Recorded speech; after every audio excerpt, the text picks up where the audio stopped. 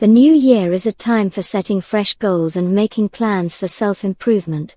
Unfortunately, most New Year's resolutions fail. So, why do our resolutions fail? One reason that our resolutions fail is that they are often too big. We have a cultural mindset of the new year, or new beginnings, as a fresh start. So we tend to overreach. We want to wipe the slate clean and begin anew.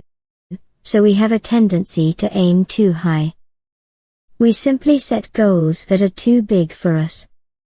It is like having a ladder with the rungs placed too far apart. We can't get to the top because the steps are too large. Sometimes, it is better to break goals down into smaller, more manageable parts. It is helpful if we can make our steps more reachable and easier to achieve. Another reason our resolutions fail is that we try to change our behavior without changing ourselves. In alcohol recovery, they use the term the dry drunk. This is someone who has achieved a strained and tenuous sobriety but has not changed their self-perception and their need for alcohol. Keeping their commitment to sobriety requires intense effort, and it is constantly under challenge, since old relationships with alcohol, and old identities, have not been replaced with new ones. To create a new you, you have to first imagine who that is. There are many paths to change. We can begin with how we think, act, or feel. But we must close the loop. We must bring all of these back to ourselves, and integrate them into a new perception of who we are. Another problem is that sometimes we don't truly commit. Full commitment requires prioritization and action. We cannot just want a goal. We have to do the things that help us get to it. This means we have some homework to do.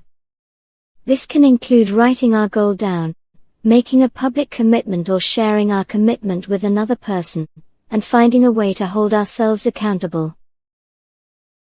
Studies on goal setting have found that simply writing a goal down increases your chance of achieving it by 30%.